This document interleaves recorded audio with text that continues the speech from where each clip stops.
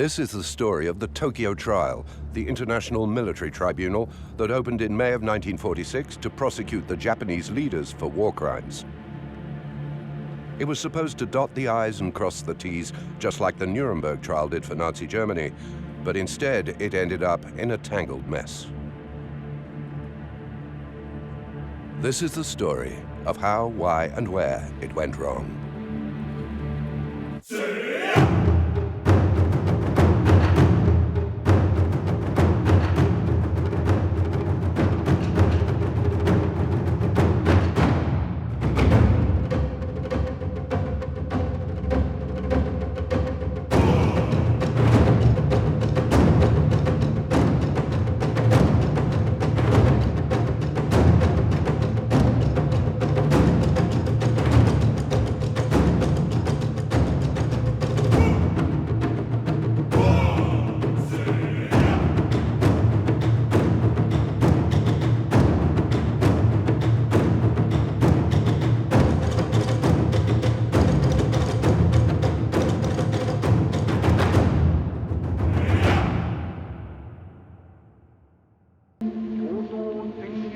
Precisely at noon, on August the 15th, 1945, Japan, for the first time ever, heard the voice of God. What 73 million Japanese felt at that moment is almost beyond words. All their lives, they had been told that they were a superior race, chosen by heaven to become the overlords of Asia. For years, united as one, they sacrificed daily and worked relentlessly in order to turn their motherland into a strong military power. For years, they fought what they believed was a noble war for a bright, happy, peaceful, and prosperous future for all of Asia. More than that, for them, it was a holy war in the name of a living God, the direct descendant of the sun goddess Amaterasu, the divine Emperor Hirohito.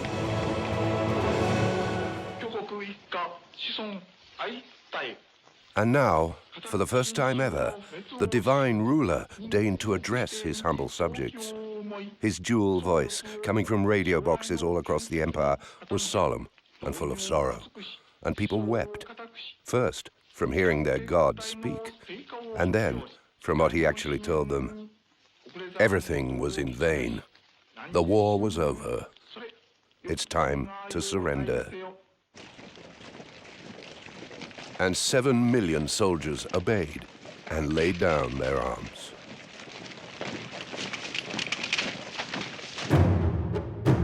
In the next 2 weeks, more than 1,000 of the emperor's loyal subjects committed suicide.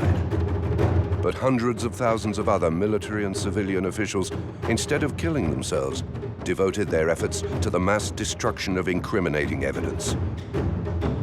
For the next 2 weeks, bonfires all throughout Japan glowed night and day. And they weren't simply trying to save their own skins. Top secret cables from Tokyo left nothing to chance. All documents must be destroyed as soon as possible. Not a single sheet must be left behind. Check for papers stuck in the rear of drawers, papers inserted under the legs of desks to stabilize them, and papers behind filing cabinets and shelves as well. Anything and everything was carefully and methodically destroyed.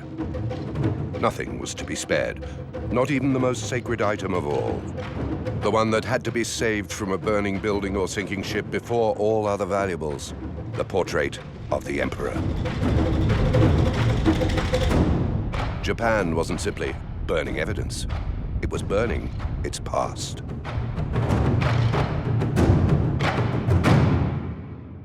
Two weeks after the emperor's speech, the first wave of GIs finally made it to Japan. U.S. Lieutenant Commander Ted DeBarry. There's practically nothing left. Firebombs seem to have destroyed everything. Nothing prepared the Americans for coming face to face with the enemy. They expected a country full of the primitive, bloodthirsty, monkey-like Japs they'd been told about for years. Instead, they saw people. U.S. Ambassador to Japan, William Sebald. The Japanese people shocked me most. They were unmistakably beaten people, momentarily despairing and hopeless. Everything that they'd been told and taught their entire lives vanished into thin air with the Emperor's speech. Not only their homes and material possessions disappeared in the wreckage of the war, but also their values, principles, traditions, and beliefs. Life as they knew it was over. There was no future, no tomorrow. No one in all of Japan seemed to know how to go on.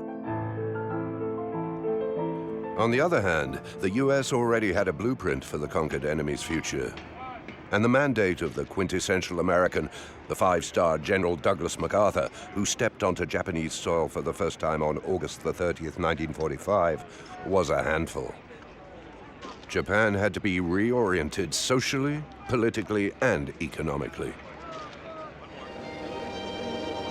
The flag that ruled Japan was no longer the rising sun. And the supreme authority had passed from a Jap known as Hirohito to an American named MacArthur.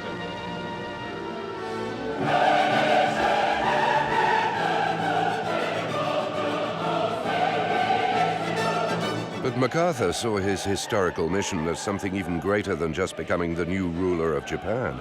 He envisioned a never-done-before, grandiose experiment of forced democratization of one country by another. For both the victors and the vanquished, this was terra incognita. But MacArthur was full of optimism.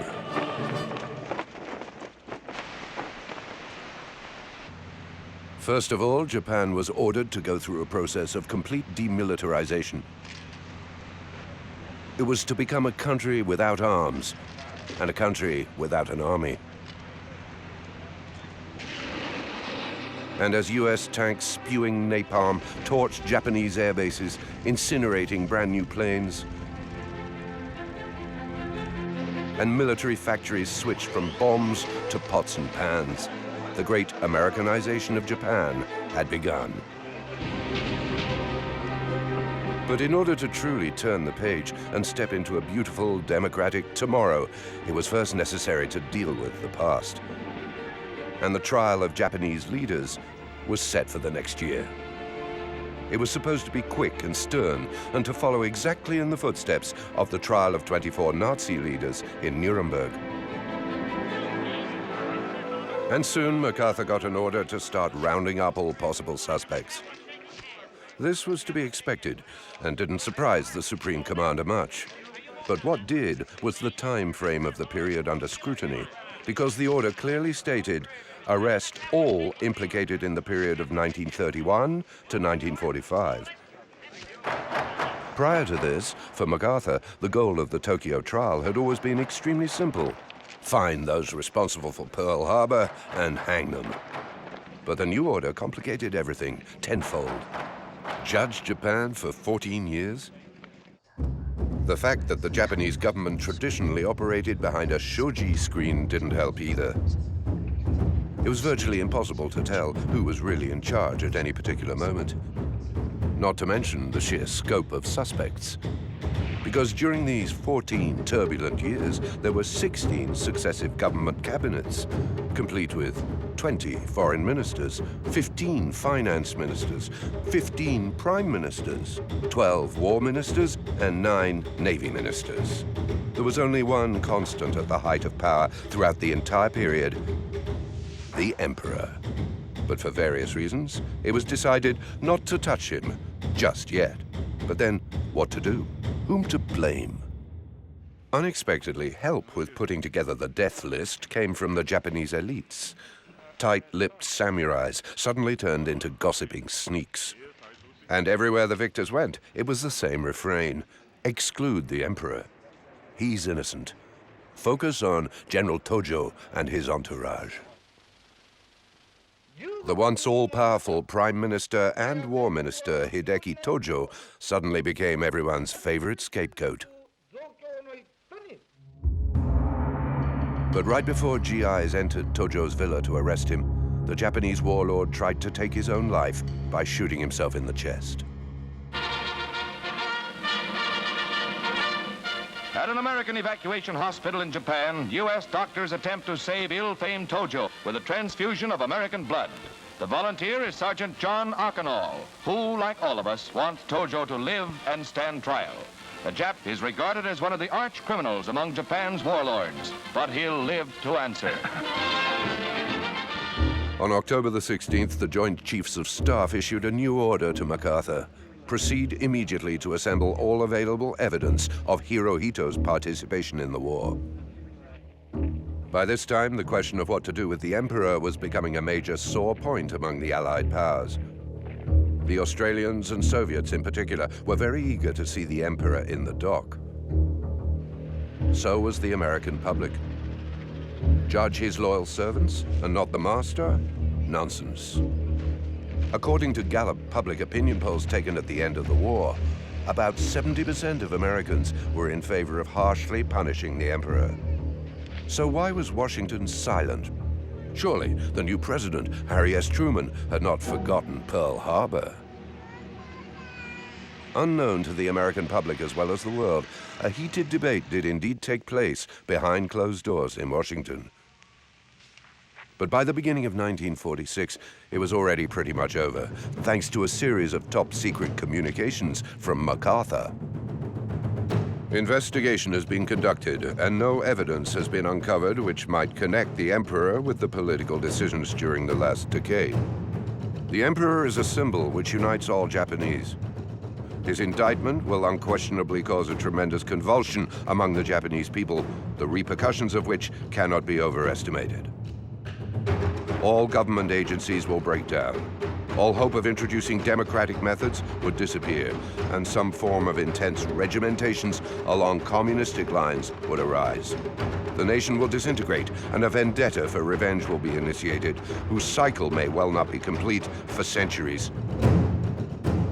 In short, touch the Emperor, and chaos, civil war, and a communist revolution will engulf the land of the rising sun.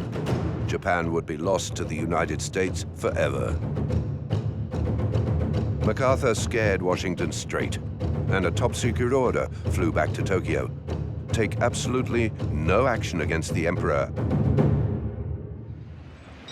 Meanwhile, a revolution was already underway in Japan, but not the communist revolution from below, but rather a democratic one, carefully orchestrated from above. On MacArthur's order, thousands of Japanese political prisoners, some of whom had been behind bars for up to 18 years, were released. And soon, leftist ideas started to spread all over the country. Labor unions were suddenly allowed and even encouraged. Women were given the right to vote, and the first free elections to the Japanese parliament took place. Textbooks were being rewritten. School curriculums completely changed. The shame from defeat and unconditional surrender was slowly beginning to fade as well. Still struggling and hungry, but increasingly free, the Japanese were learning to be happy about the simple things. And the most popular song of early 1946 was about the beauty and joy of an ordinary apple.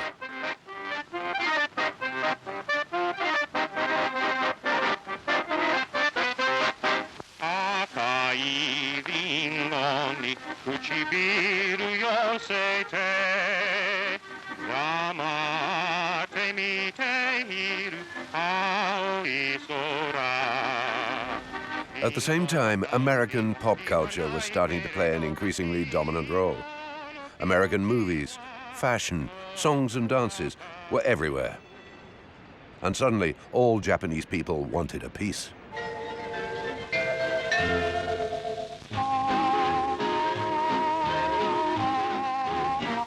ダンスは金持ちの独占すべきものではないと、九州八幡製鉄所の労働者たちがダンスを始めました。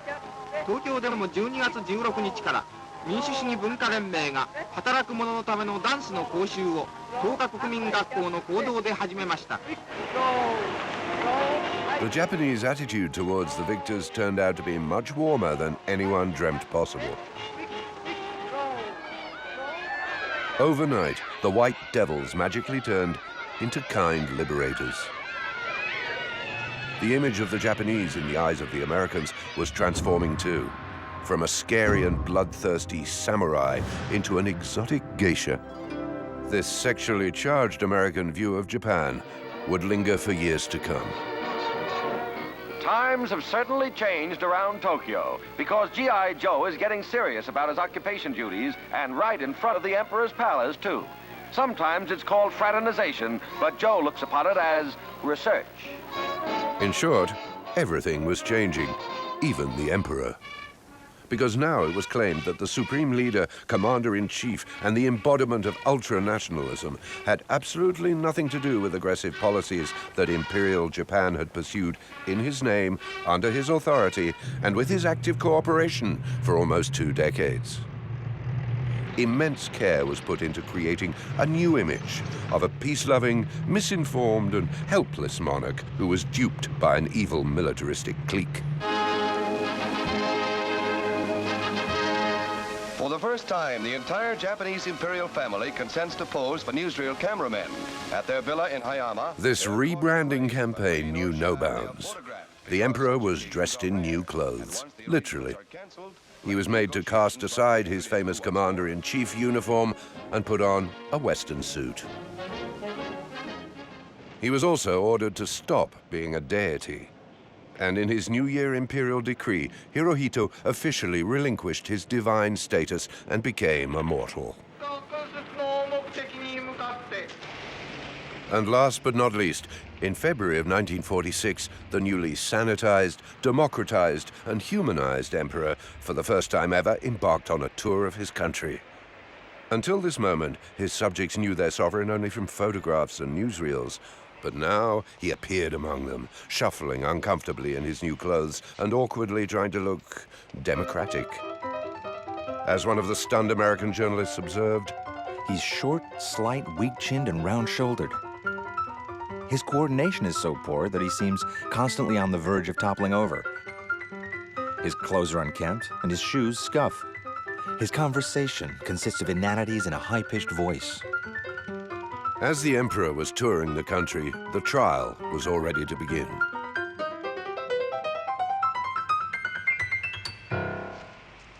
And more than 100 of the emperor's loyal servants languished behind bars in Japan's most notorious prison, Sugamo, as Class A war crime suspects.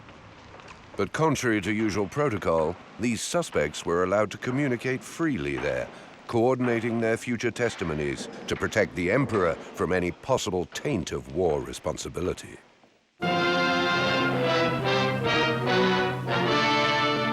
The International Military Tribunal for the Far East, more commonly known as the Tokyo Trials, took place in the former Japanese Army headquarters building, which was conveniently spared from Allied carpet bombings. In comparison to Nuremberg, Tokyo had not 4 but 11 justices representing 11 nations of the world. And although all the countries ravaged by Japan were Asian, there was only one Asian judge at first, a Chinese one. After a small diplomatic scandal, at the very last moment, 2 more Asian judges were added. A judge from colonial Philippines, still under the heavy influence of the United States, and a judge from the British colony of India. Neither had enough time to make it to court for the first day of proceedings, though, and on May the 3rd, 1946, the court started without them. For the 9 judges present, the trial looked rather simple. Probably because most of them, even before the beginning of the trial, had already made up their minds on the verdict. Guilty as charged. The defendants, together with divers other persons, between the 1st January 1928 and the 2nd September... But who were the judges representing the 9 most powerful nations of the world? The president of the tribunal, Australian Sir William F. Webb. The other 8? The Honourable Lord Patrick of Britain, Edward Stuart MacDougall of Canada, Mei Zhuo of China, Henri Bernard from France, Professor Bert Rolling of the Netherlands, Harvey Northcroft of New Zealand, Major General Ivan Zarianov of the Soviet Union, and John P. Higgins of the United States.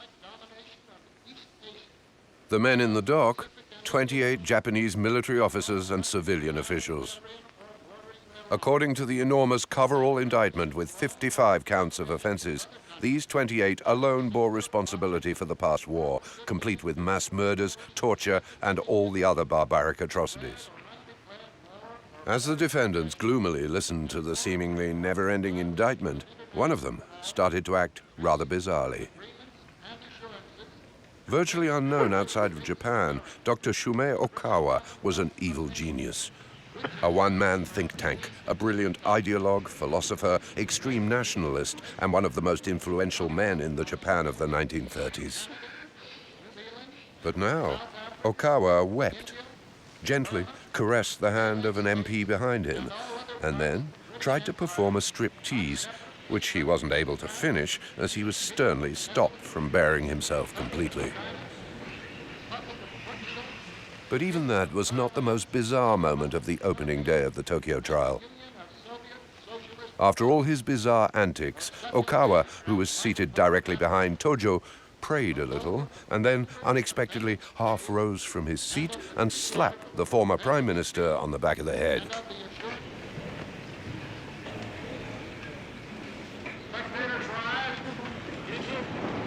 The official US psychiatric report would be amusing to say the least, because according to it, Okawa felt that he was the embodiment of Jesus, Mohammed, Buddha, and Jehovah, all rolled into one. Quite a few judges were rather skeptical about Okawa's sudden onset of madness, but there was nothing they could do. On day one, Okawa left the courtroom, never to return. 2 weeks later, the Indian judge, Radhabinod Pal, finally made it to Tokyo. Pal was picked in such a hurry that no one in India even bothered to check his views on Japan before sending him off.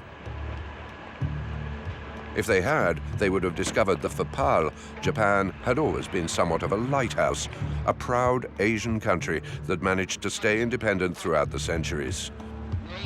Unknown to the world, now among the judges appeared an avid admirer of Japan, who had also made up his mind on the verdict before the beginning of the trial. In Pal's eyes, all defendants were not guilty. The prosecution's opening statement, read by Chief Prosecutor Joseph Barry Keenan on June the 4th, 1946, was ruthless. The wars which they were planning and for which they were preparing and which they initiated and waged could result in nothing else than wholesale destruction of human lives.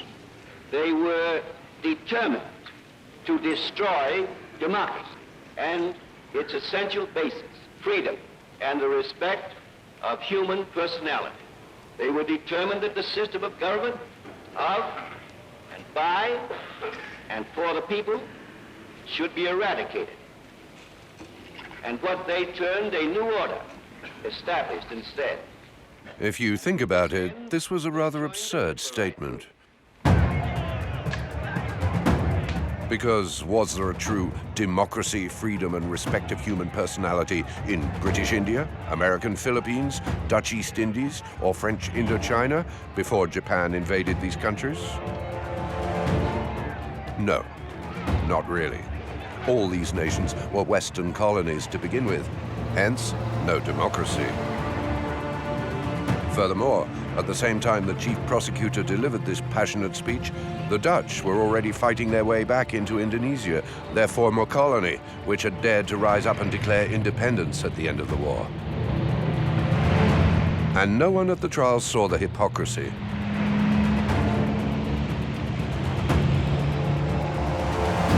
On June the 13th, the Filipino judge, Colonel Delfin Jaranilla, finally joined his black-robed brothers.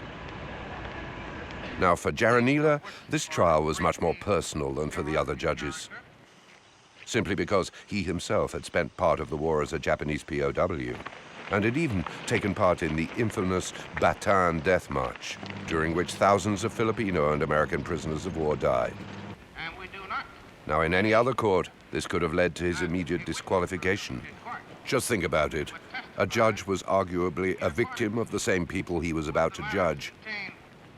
Meanwhile, the prosecution plunged into the confusing labyrinth of Japanese politics, starting with 1928. To navigate through almost 2 decades of murky political intrigues and shadowy power struggles of 16 government cabinets was truly a Herculean task. Also, it was all so foreign, so alien. Just like the ancient imperial Gagaku dance, the judges were unexpectedly invited to enjoy that summer. In Gagaku, every little movement carries a lot of meaning, which is crystal clear for the enlightened. Outsiders, on the other hand, don't have a chance to unravel it. And the judges were getting more and more confused. The American Judge Higgins, in particular, was getting restless.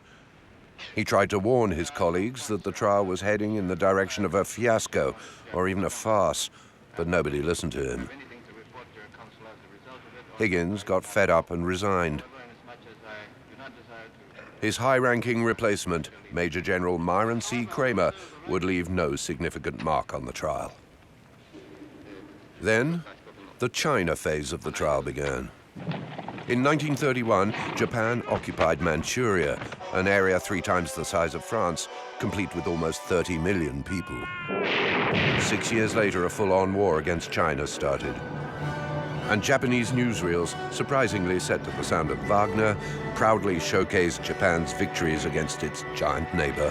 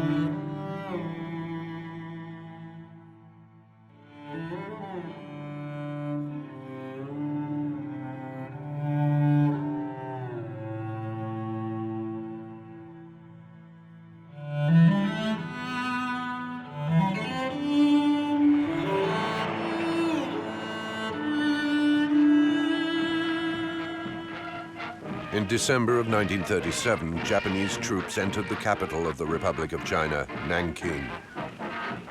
This is where one of the most horrible war atrocities of the 20th century took place.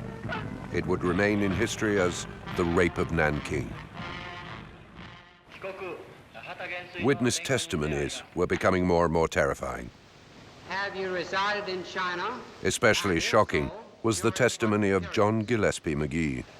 I was a missionary of the Episcopal Church at Nanking from 1912 to 1940. In complete secrecy, Reverend McGee filmed victims of Japanese atrocities in Nanking who were lucky enough to survive and make it to the hospital. Together with his meticulous notes, these 16mm films present a blood-chilling historical document. This pregnant 19-year-old girl was bayoneted when she tried to resist rape. When admitted to hospital, she had 29 wounds all over her body. It's unknown if she survived or not. This 7-year-old boy was bayoneted 5 times in the abdomen. He died 3 days after admission. This man was shot through the jaw, soaked in gasoline and set on fire. He died after 2 days in the hospital. During the trial, it was estimated that between 200,000 and 300,000 men, women, and children were massacred during the 6 weeks of the Rape of Nanking by the Japanese army. On top of that, there were approximately 20,000 cases of rape. The majority of rape victims were subsequently mutilated with relentless savagery. Soon the trial got around to the formation of the Axis powers. And as the details of Japan's love affair with Germany were revealed in the courtroom, news from Nuremberg came. The trial of the top Nazi leaders took 11 months. Its judgment was revolutionary.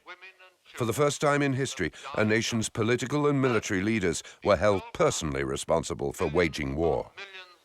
For judges in Tokyo, this was excellent news. Now they had a legal precedent, something to lean on. Then the atrocities phase of the trial began, with even more excruciating affidavits and testimonies. The Japanese bayoneted to death all 5 occupants of the house, one of whom was a 3-year-old girl. The 6 Japanese ate the flesh from some of the bodies of their victims during the 2-day period that they stayed at the house. We were treated throughout the march by the Japanese very badly. We were beaten, the men were bayoneted, stabbed. And as the men were on fire, they were bayoneted or shot, clubbed, or stabbed. Jap soldiers were yelling as if they were enjoying their task.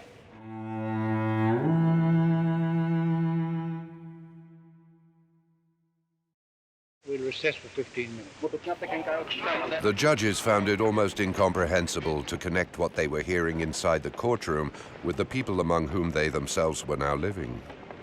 Decent, absolutely normal, and even likable people. So how could the same people have done all these horrible and unimaginable things just a year ago?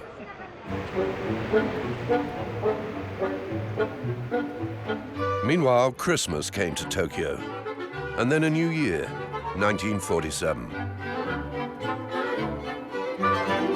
Japan continued to change. So did the rest of the world. Post-war euphoria was rapidly evaporating. The victorious Allies were starting to drift apart. The impetuous descent into the abyss of the Cold War was gaining momentum.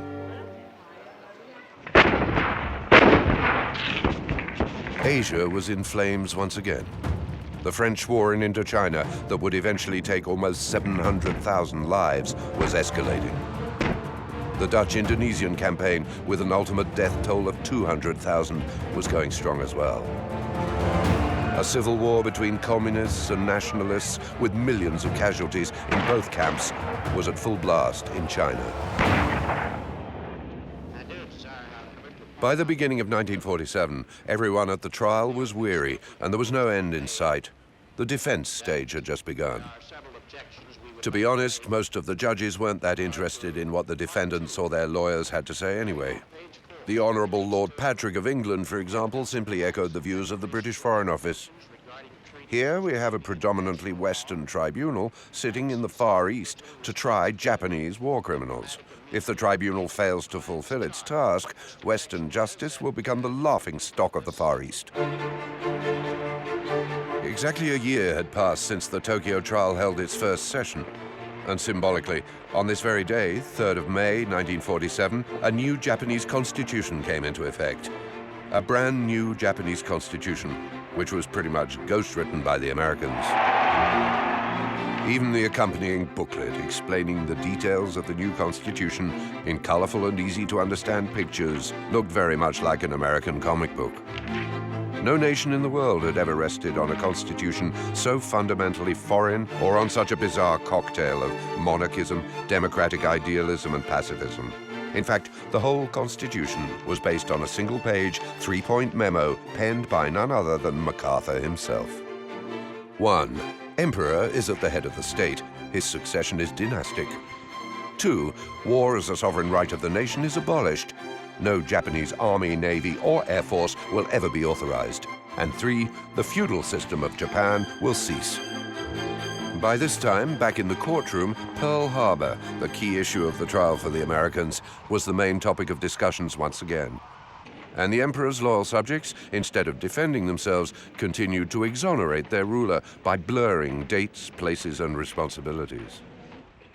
One affidavit even stated that the emperor was so apolitical and out of the loop that he learnt about the Pearl Harbor attack only post factum. But it's impossible to cover all the tracks, and an Imperial Conference transcript resurfaced, which clearly stated that on November the 30th, 1941, 4 days after the Imperial fleet set sail for Pearl Harbor, the emperor had a meeting with Tojo, at which the Pearl Harbor issue was discussed. After learning this, Webb asked a simple and logical question. So, does that mean then that the emperor directed the attack to be carried out? The courtroom froze. This wasn't in the script. But then lawyer William Logan rushed up to the lectern to protect the Japanese emperor, who, by the way, wasn't even one of his clients. But the emperor was following constitutional government. If a cabinet advises a king to commit a crime and the king directs that a crime be committed, there is no constitutional protection. But if the cabinet advised the emperor... I assume that you're going to suggest right now that in that case the king can do no wrong under the Constitution? Yes. If the cabinet advises the emperor that it is necessary for the country to go to war for self-preservation and self-defense, self-defense is a good defense to any crime. They didn't want to go to war, Your Honor. They were driven to it.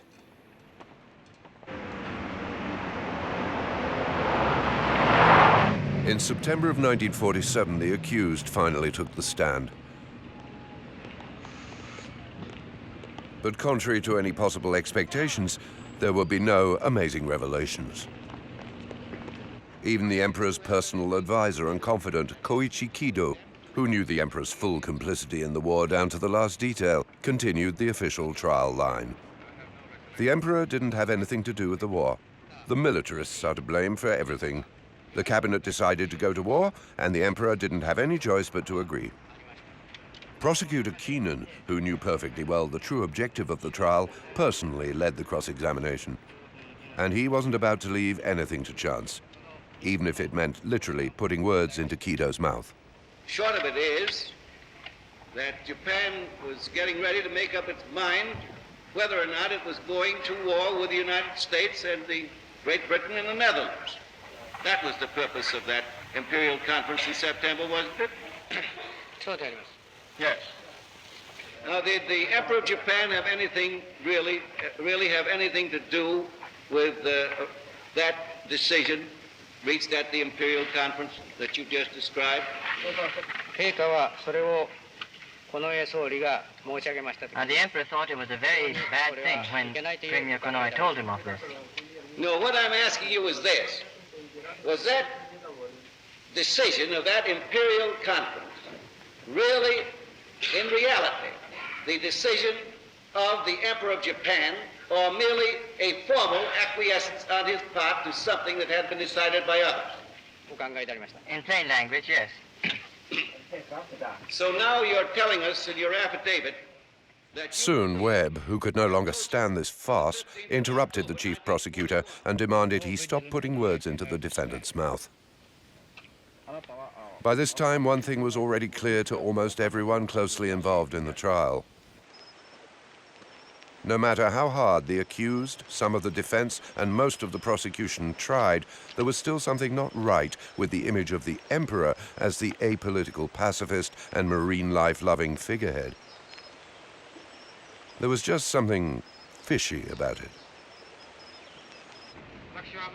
Webb could no longer ignore the elephant in the room, or, for that matter, hide his belief that the emperor belonged in court, if not as an accused, then at least as a witness. But Webb's hands were tied. He, just like Keenan, had been forced to promise he would keep his hands off the emperor, no matter what. But as the saying goes, some promises are meant to be broken. Please proceed, Mr. Witness, with your full explanation. Meanwhile, one more little detail came up, which made it even harder for anyone closely involved to believe that the peace-loving emperor was a fierce opponent of Pearl Harbor. During the cross-examination of the former Minister of Foreign Affairs, Shigenori Togo, it was accidentally revealed that on the very day of the Pearl Harbor attack, Togo was urgently summoned for a meeting with the emperor. At this meeting, which took place at the Imperial Palace at 3 o'clock in the morning, Hirohito was dressed in full naval dress uniform. The image of the emperor proudly wearing his full naval dress uniform, the same day his navy starts an undeclared war against the United States and Britain, didn't quite fit with the image of a peace-loving and grief-stricken sovereign. December the 26th, 1947, was a big day at the Tokyo trial. Finally, it was Tojo's turn. Interest in the trial peaked once again, and masses of Japanese showed up extra early that day for their free day passes. But not all of them would get in. There were just too many of them, and the Japanese could only sit in a specific section of the courtroom, even if there were empty seats elsewhere, for example, in the section where MacArthur's wife and son sat. They too came to see the arch-villain, who, according to the prosecution, almost single-handedly plunged Japan into war. Tojo's wife and children were in attendance as well. Before the cross-examination, defense attorney Blewett read Tojo's mammoth 250-page-long affidavit. There has never existed a so-called militaristic clique. Such an allegation is a fallacy of the highest degree. America and Britain adopted a policy of strangulation against Japan to provoke and force Japan into this war. Allies needed this in order to be able to involve America into the European conflict. For Japan, it was a war of self-defense, and there was no alternative. Tojo didn't forget about the Emperor in his affidavit as well. The Emperor had no free choice, and the war was absolutely not the responsibility of the Emperor. I am, on the other hand, not only willing, but sincerely desire to accept the full responsibility for this war. Time flies. It was already the second New Year's Eve of the Tokyo trial, and just another day of Tojo's cross-examination. Everyone was already exhausted. After all, it had been 20 months. Everybody, even Tojo. He was tired from non-stop questioning and was even starting to lose his usual sharpness.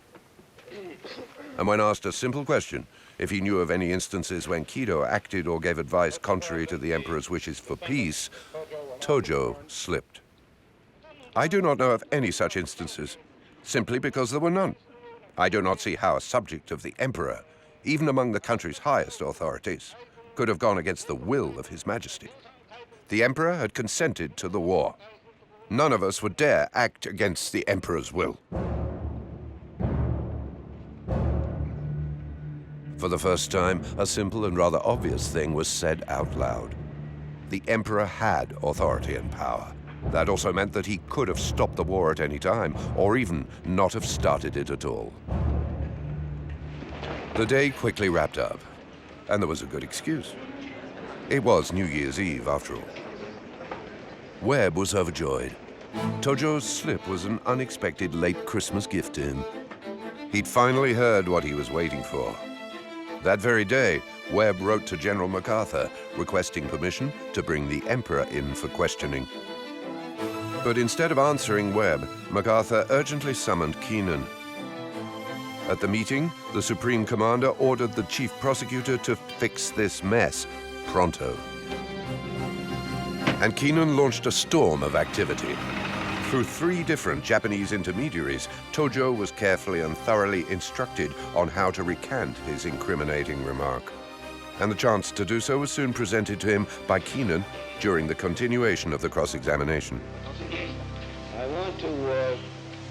I think it's a good time, Mr. Tojo, to change the subject. And after this rather awkward intro, Keenan went for it. I want to ask you a few questions on the relative positions of yourself and the Emperor of Japan on the matter of waging war. You have told us that the Emperor, on repeated occasions, made known to you that he was a man of peace and did not want war. Is that correct? Tojo agreed. Well, you did make war against the United States, Great Britain, and the Netherlands, did you not? Tojo agreed again. And then Keenan put to Tojo the million-dollar question.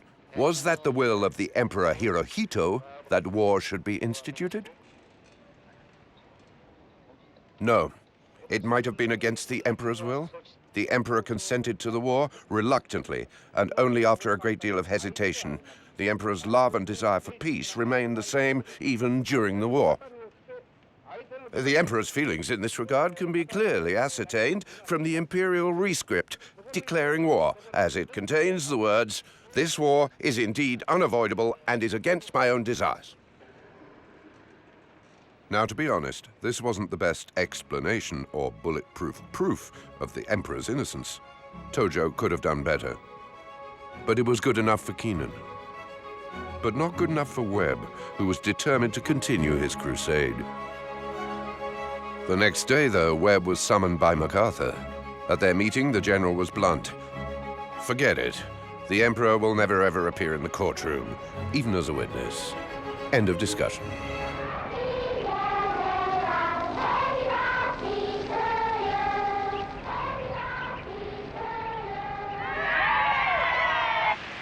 And on a rainy Friday, April the 16th, 1948, almost 2 years after the Tokyo trial began, as photographers and cameramen swarmed the courtroom to film and photograph the defendants, wondering about their fate. Everyone else involved exhaled. Even Webb, in a private letter, wrote, "We expect to be a month or so on our deliberations, the same as Nuremberg." 1, 2, 3, 4. But nothing in Tokyo was the same as Nuremberg. And the courtroom would stay empty for another 7 months as the international panel of judges struggled and quarreled. By the summer of 1948, it was already clear that Japan's wartime wounds were healing well. Step by step, Japan was becoming a different country altogether. Public interest in the trial slowly waned. After all, this trial dealt with issues no longer relevant in the new, Americanized Japan. And on November the 12th, 1948, it all came to an end. After 818 court sessions, 419 witness testimonies, 779 affidavits, 4,336 exhibits, 2 years, 6 months, and 15 days after its first session, the International Military Tribunal for the Far East crawled to the finish line. The enormous final judgment took 5 days just to read. Its gist was simple, though. Since 1928, Japan was in the hands of a military clique that had conspired to launch a succession of aggressive wars. Between 1931 and 1945, there was a common pattern of atrocities and cruelties of the most inhumane and barbarous character in all theaters of war, which leads to only one possible conclusion. The atrocities were either secretly ordered or willfully permitted by the Japanese government and military. The accused are found guilty for the actions of the state. To no one's surprise, the emperor's complicity in the war was never addressed. The International Military Tribunal for the Far East is now resumed. In accordance with Article 15H of the Charter, the International Military Tribunal for the Far East will now pronounce the sentences on the accused convicted on this indictment. And then, one by one, the defendants were led out to hear their fate, proclaimed by Webb.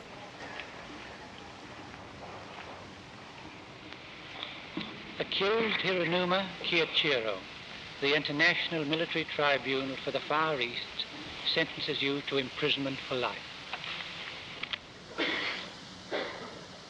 16 got life in prison. 2 got slightly lighter sentences. Sentences you to death by hanging, death by hanging, death by hanging. And 7, including 5 generals, 1 civilian, former Premier Koki Hirota, and obviously Tojo, were sentenced to death by hanging.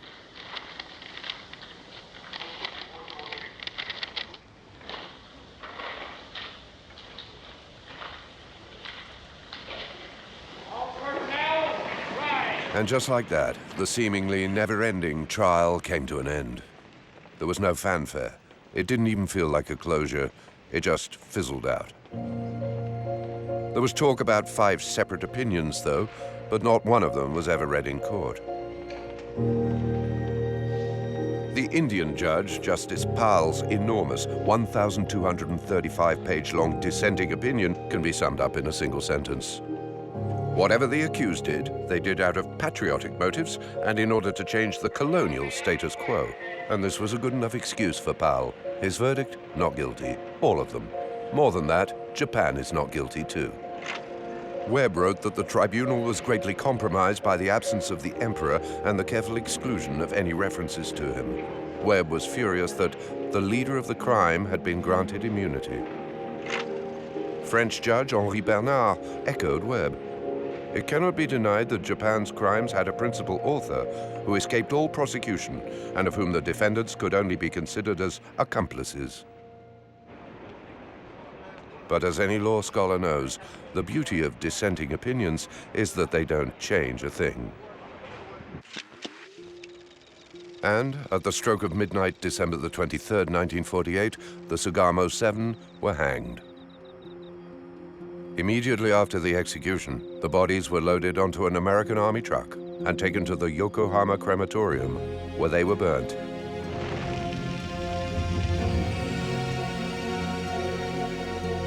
The very next day, on Christmas Eve, American authorities announced amnesty for all Class A war criminal suspects still held in Sugamo prison, and they were promptly released. A week later, Shumei Okawa, whose midsummer madness miraculously and suddenly disappeared, was declared mentally fit and quietly discharged from the hospital. And then things got even more interesting. Obsessed with the fear that Japan was turning red, the Americans started to jettison many of the democratization ideals that they themselves so passionately introduced and induced just a few years earlier. First, there was a strong crackdown on communists, then on labor unions, then on freedom of speech. At the same time, charges against prominent Japanese were dropping like flies. All Class A war criminals sentenced by the Tokyo trial to life in prison were also miraculously pardoned one after another within just a few short years. For many Japanese, this would become the ultimate proof that the Tokyo trial had been nothing but a hypocritical farce. Japan is not guilty. Then, despite the protests of a younger generation of Japanese, Washington slowly started cozying up to the conservative old guard of Japan. This would culminate in the case of a member of Tojo's cabinet who spent a few years in the Sugamo prison as a Class A war crime suspect himself, Nobusuke Kishi. After his release from Sugamo, Kishi, like all the others pardoned, was prohibited from ever holding public office again. But a few years down the road, embraced and groomed by the US Embassy in Tokyo, Kishi became Japan's new premier.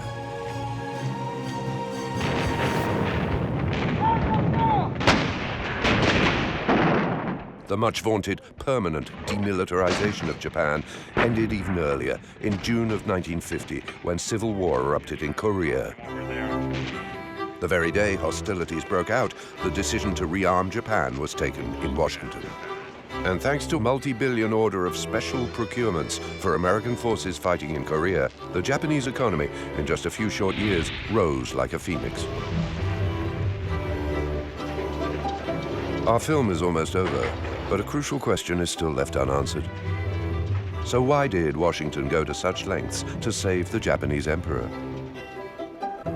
Especially because if one digs just a little deeper, it would turn out that all those prophecies of apocalypse and Armageddon if Japan were to lose her beloved figurehead were based on, pretty much, thin air. Here's an excerpt from a top-secret American report dated mid-December 1945. The Allies are unduly apprehensive of the effect of the Japanese if the emperor was removed. At the most, there might be demonstrations, but they would pass. The Japanese people now are more concerned with food and housing problems than with the fate of the emperor. Japanese public opinion polls confirm this, as they show that only 16% of Japanese wanted to keep their godlike ruler's status unchanged. In other words, the Japanese were ready for a change. It was the Americans who weren't. Of course, Washington knew all along that the emperor didn't quite fit the picture of innocence they created for him. But they also knew that Japan was destined to play a critical role in the post-war balance of power. And they saw the emperor first and foremost as a tool which would help transform Japan from a former enemy into a submissive Cold War partner. And they turned out to be absolutely right. But what was the price? This campaign to exonerate the emperor played a very cruel trick on the mind of the nation, because millions of Japanese, guilty of their own wartime sins, started to ponder, if even the emperor got away with everything, then why should we, his humble subjects, reflect and dwell on our past? And with time, Japan's past started to slowly fade from the memory of the nation. And the way that war is often remembered in Japan today sometimes has little to do with history or truth. Because once again, that war is remembered as a noble war. A war where heroes fought and died for the glory of the empire and the emperor.